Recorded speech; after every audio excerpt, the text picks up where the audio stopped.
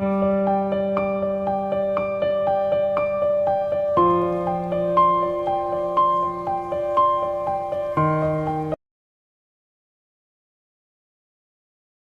Friends, welcome back to my channel. ఈ రోజు మనం ఈ వీడియోలో 13th ఎపిసోడ్ని చూద్దాము. రండి డైరెక్ట్గా ఎపిసోడ్లోకి వెళ్ళిపోదాము.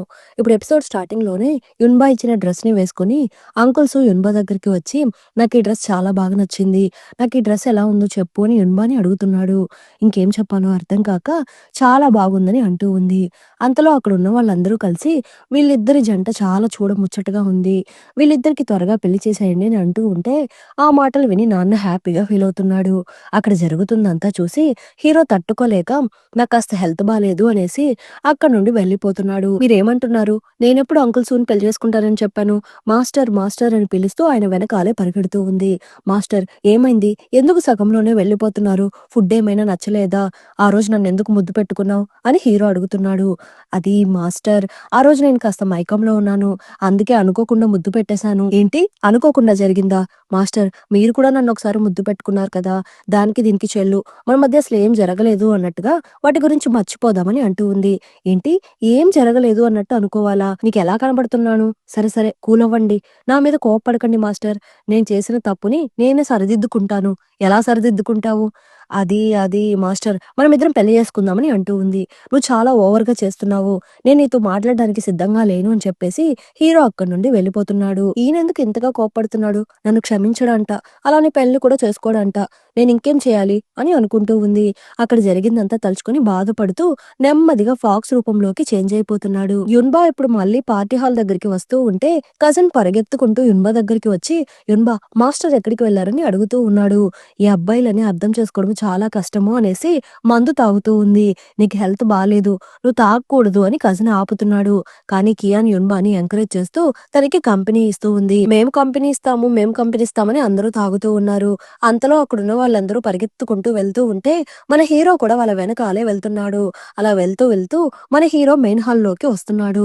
అంతలో అందరూ మన హీరోని చుట్టుముట్టేస్తున్నారు. ఈ రోజు నువ్వు మా దగ్గర నుండి తప్పించుకోలేవు అనేసి బాణంతో షూట్ చేస్తున్నారు.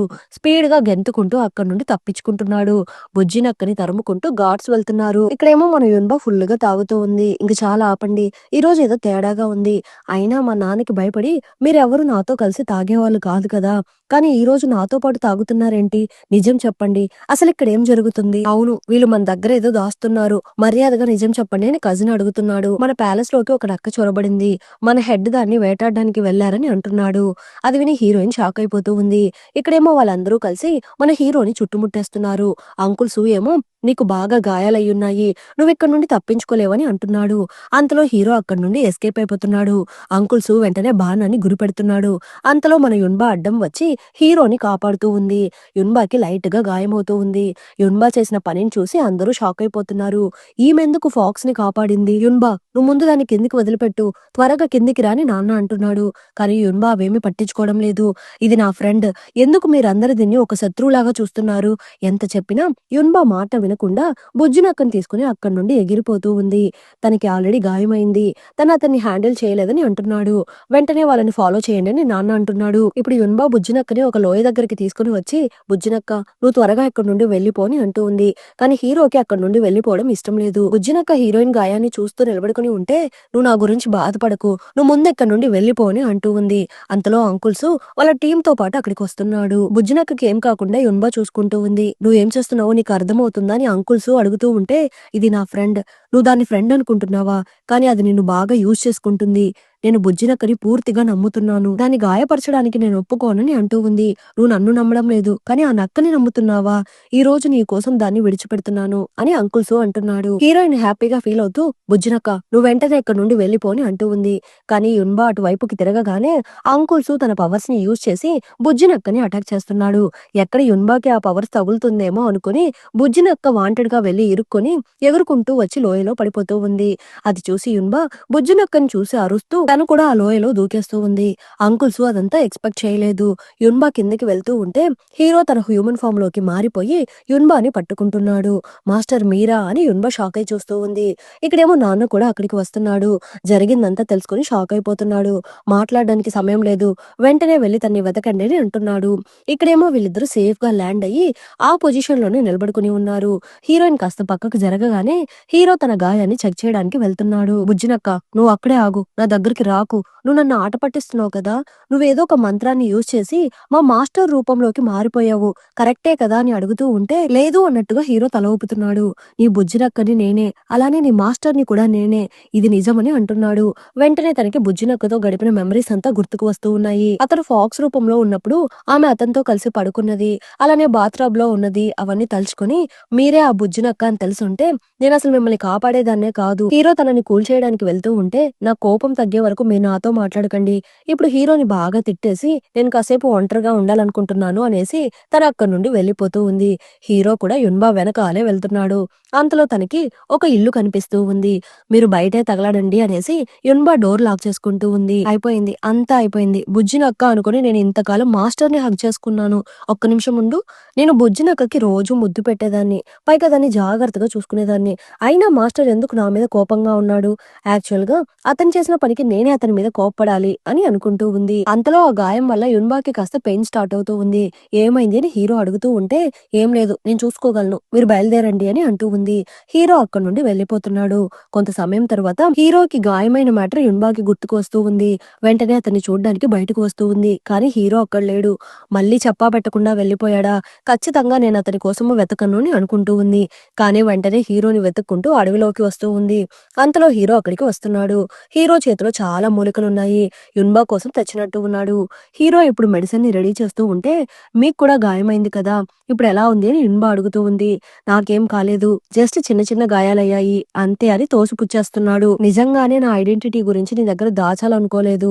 ఆ రోజు బాత్రూమ్ లో అని ఏదో చెప్పబోతూ ఉంటే మీరేం చెప్పాల్సిన అవసరం లేదు, నేనే మందు అప్లై చేసుకుంటాను అనేసి దాన్ని తీసుకుని లోపలికి వెళ్లి డోర్ వేసుకుంటూ ఉంది. కానీ ఆ గాయానికి మందులు వేస్తున్నప్పుడు నొప్పి భరించలేక అరుస్తూ ఉంది. ఆ సౌండ్స్ విని హీరో టెన్షన్ పడుతూ నేను లోపలికి రానని అడుగుతూ ఉంటే వద్దనే వద్దని హీరోయిన్ అంటూ ఉంది. కానీ తనకు ఆ మెడిసిన్ వేసుకోవడం కాస్త ఇబ్బంది అయ్యి వచ్చి హీరోని పిలుస్తూ ఉంది. ఇప్పుడు హీరో కళ్ళకి గంతలు కట్టుకుని తనకి మెడిసిన్ అప్లై చేస్తున్నాడు. హీరోయిన్ కి లవ్ మూడ్ యాక్టివేట్ అయ్యి హీరోకి ముద్దు పెట్టడానికి వెళ్తూ ఉంటే యున్బా నువ్వేం చేస్తున్నావు? హీరోయిన్ వెంటనే నార్మల్ అయిపోతూ ఉంది. ఇప్పుడు నెక్స్ట్ డే మార్నింగ్ అవుతూ ఉంది. ఇద్దరు ఒకే బెడ్ మీద పడుకుని ఉన్నారు.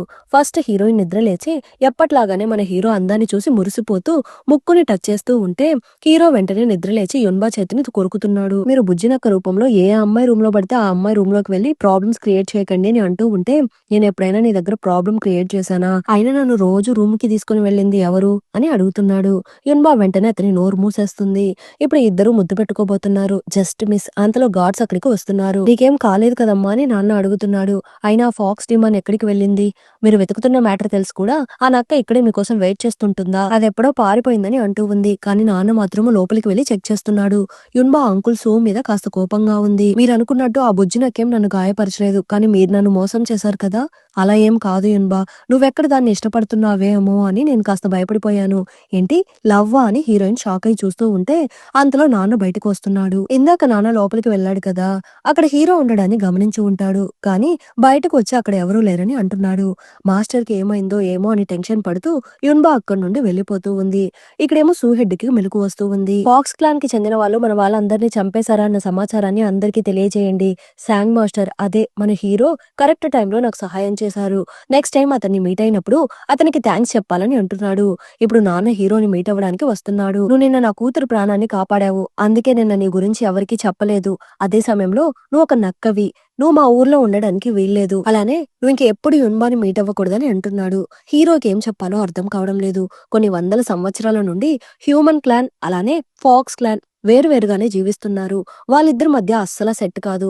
నేను ఎందుకు ఇలా అంటున్నానో నాకంటే నీకే బాగా తెలుసు. ప్రస్తుతానికి యున్బా నిన్ను నమ్ముతుందేమో గాని నువ్వెందుకు తనతో ఫ్రెండ్షిప్ చేస్తున్నావో తనకి తెలిస్తే తను ఖచ్చితంగా నిన్ను క్షమించదని అంటున్నాడు. త్వరలోనే యున్బాకి అంకుల్ సూకి పెళ్లి చేయబోతున్నాను. పెళ్లి చూసుకొని వాళ్ళిద్దరు హ్యాపీగా ఉండబోతున్నారు. కాబట్టి మీరు మధ్యలో ఇన్వాల్వ్ కాకండి అనేసి వెళ్లిపోతున్నాడు.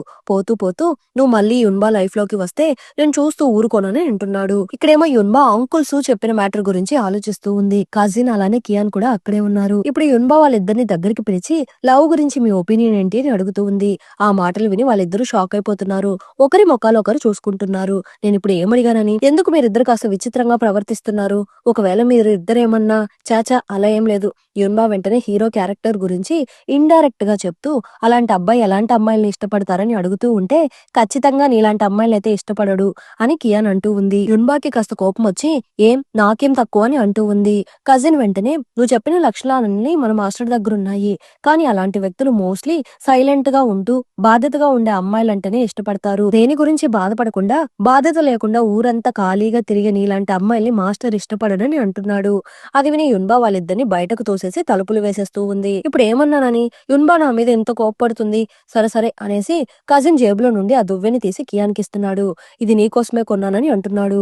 కియాన్ చాలా హ్యాపీగా ఫీల్ అవుతూ కానీ ఇది యున్బా కోసం కొన్నానన్నావు కదా. అవును తన కోసమే కొన్నాను. కానీ తన దగ్గర ఆల్రెడీ చాలా దువ్వెనలున్నాయని చెప్పి దీన్ని తీసుకోకుండా వదిలేసింది. అది విని కియాన్ కి పిచ్చి కోపం వస్తూ ఉంది. తనకు వద్దకపోతే నాకు వద్దు అనేసి కోపంగా అక్కడి నుండి వెళ్లిపోతూ ఉంది. ఇప్పుడు ఏమైందని అందరు నా దగ్గర చిందులేస్తున్నారు అని అనుకుంటూ అక్కడి నుండి కజిన్ వెళ్లిపోతున్నాడు.